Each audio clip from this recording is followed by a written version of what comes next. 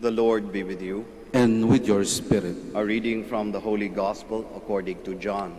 Glory to you, O Lord. 6 days before Passover, Jesus came to Bethany, where Lazarus was, whom Jesus had raised from the dead. They gave a dinner for him there, and Martha served, while Lazarus was one of those reclining at table with him. Mary took a liter of costly perfume oil made from genuine aromatic nard and anointed the feet of Jesus and dried them with her hair. The house was filled with the fragrance of the oil. Then Judas the Iscariot, one of his disciples, and the one who would betray him, said, "Why was this oil not sold for 300 days' wages and given to the poor?" He said this not because he cared about the poor, but because he was a thief and held the money bag and used to steal the contributions. So Jesus said, "Leave her alone. Let her keep this for the day of my burial. You always have the poor with you, but you do not always have me."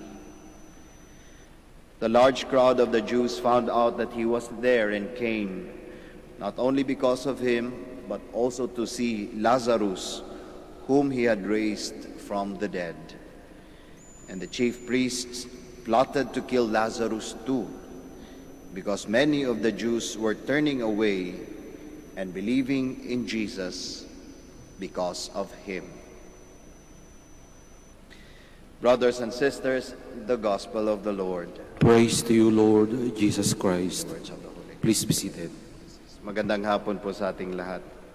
Meron po akong tanong, kapag po ba kayo bumili ng isang bagay at ang natanggap ninyong sukli ay sobra, ano pong ginagawa nyo? Binabalik nyo po ba o tinatago na lamang yung sobra? Siyempre, siguro, no? We presume na binabalik natin, hindi natin binubulsa yun, ano? Kasi dapat, kung ano yung binayaran natin, kung ano man yung sukli, dapat sakto, no?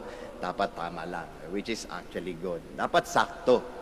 Kaya binibilang natin lagi yun, ano?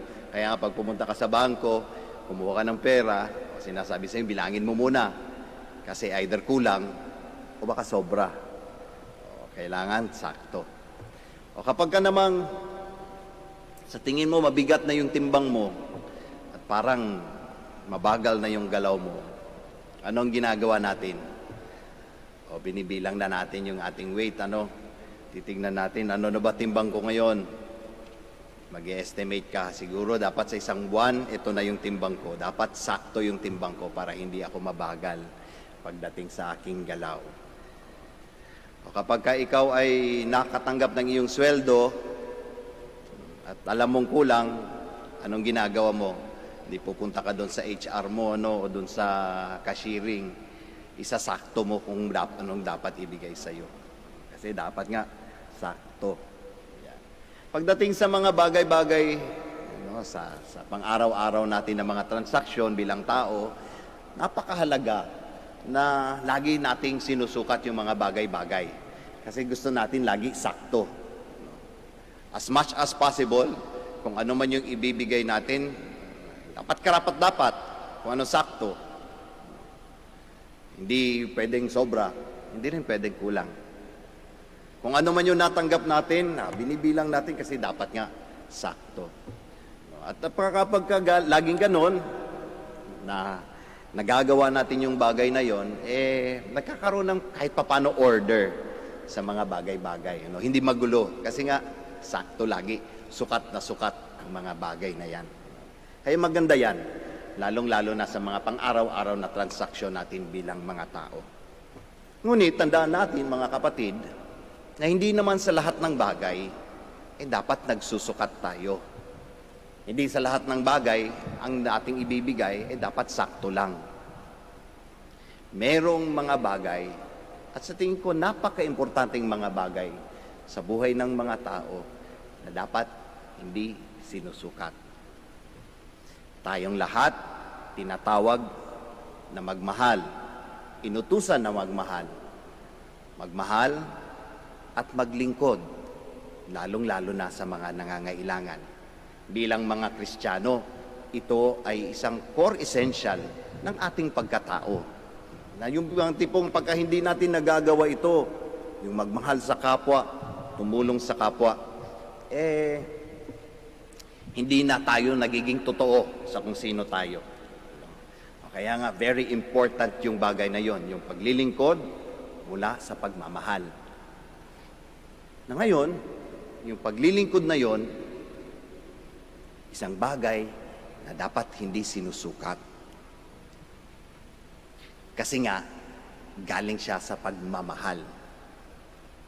Ito yung nangyari sa ebanghelyo natin sa araw na ito. Ito yung nangyari sa apostol na si Judas Iscariot. Nakita niya na si Mary ay may binuhos na mamahaling perfume sa paa ng ating Panginoong Hesukristo. Ano yung naging reaksyon niya? Nagbilang siya kada buhos. 1,000, 2,000, 3,000. Binilang niya yung binubuhos para dun sa paglilingkod o pagmamahal ni Maria sa ating Panginoong Hesukristo. Binilang niya at ang sinabi niya, "Naku, bakit binuhos yan? Dapat binenta na lang natin yan at ibigay sa mahihirap." Wala naman sanang masama yung intensyon niya, no? Kaya lang, alam naman ng ating Panginoong Hesukristo, kilala niya kung sino si Judas. Kaya nga, indicated yun sa ating gospel today. He did not care for the poor because he was a thief. Kaya niya binibilang yon kasi binibilang niya yung mawawala sa kanya. Ibig sabihin si Judas, mga kapatid, ay hindi tunay na naglilingkod. Hindi tunay na nagmamahal. Kasi ang tunay na naglilingkod at nagmamahal, hindi nagsusukat, hindi nagbibilang. Bagamat, laging nagbibigay. At ang binibigay, sobra-sobra lagi. Kaya nga ang ating Panginoong Diyos, dahil mahal na mahal tayo, sobra-sobra kung magbigay. Sobra-sobra kung magbigay. If we remember the parable of the master and the wicked tenants, na nung sisingilin na nung master yung kanyang ani sa mga tenants, dahil mga wicked, anong ginawa doon sa mga pinadala para maningil? Pinatay. At anong ginawa ng master? Tumigil ba siya? Hindi, nagpadala pa rin ulit ng makailang beses. Hindi niya binilang. Bakit? Gusto niya bigyang pagkakataon ang mga tenants na ipakita kung at itama yung pagkakamali nila. Na to the point na binigay na nung master yung kanyang mismong anak. Pero ang ginagawa ng mga tenants, hindi pa rin, di ba? Pero kung titignan natin yung ginawa ng master, hindi tumigil. Bakit? Nagmamahal eh. Yan nga yung kwento ng ating Panginoong Diyos sa pagmamahal sa atin. Nagpadala siya ng maraming propeta, nagpadala siya ng maraming sugo. Ipinadala niya ang kanyang sariling anak upang iligtas tayong lahat. Nagsukat ba ang Diyos? Hindi, ano? Kahit makailang beses tayong nagkasala sa Kanya, kahit ilang beses tayong tumalikod sa Kanya, hindi siya nagsukat. Kasi mahal niya tayo. Naglilingkod siya para sa atin. Ano ngayon ito para sa atin? Ito yung hamon para siguro sa atin na mga tinatawag din na maglingkod. Na pagdating sa pagmamahal, ay hindi nagsusukat. Kung anong pwedeng ibigay, bigay. Lalong-lalo na sa mga nangangailangan. Huwag magbilang. Kasi gano'n naman yung pagmamahal eh. Kaya nga hindi mo pwedeng sabihin, mahal kita kasi marami kang pera. Hindi tunay na pagmamahal yan. Mahal kita kasi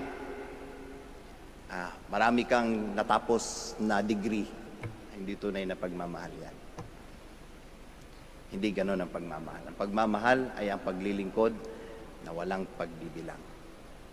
Ngayon, sa panahon ng Kwaresma, tayo ay tinatawagan na maglingkod.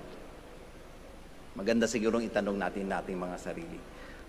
Sa anong bagay pa ako pwedeng maglingkod na hindi nagsusukat? Kung kunwari kapos ako sa pera, ano pa kayo pwede ko ibigay? Yung aking panahon ba, saan ko ginugugol? Ang ibinibigay ko ba na panahon sa aking Panginoong Diyos ay sukat na sukat lamang? 1 oras lang po lagi, Lord, ha? Kada linggo, misa lang. Tapos okay na ako dapat, ha? Ganun ba tayo? Sa ating paglilingkod sa kapwa, pagbabahagi ng ating mga talento, tunay na pagbabahagi ba o nagbibilang tayo? O meron tayong opportunity lagi na iniisip na may kapalit? O magbibigay ako ng talent ko, ipapakita ko yung talent ko sa serbisyo, pero later on may bayad na ito, Ganun ba tayo kapag naglilingkod o nagsiservisyo? Ito yung magandang pagnilayan natin sa araw na ito. Basta tandaan natin, ang ating Panginoong Diyos, nung minahal tayo, hindi nagsukat. Bagamat naglingkod at nagbigay ng sobra-sobra. Nawa tayo din ay sumunod sa kanyang mga yapak. Na kapag tayo nagmahal at naglingkod, lalong-lalo na sa ating kapwa, huwag sana tayong magbilang, huwag sana tayong magsukat. Kasi ang tunay na pagmamahal, ang tunay na paglilingkod, ay walang sukatan, bagamat pagbibigay ng sobra-sobra lamang.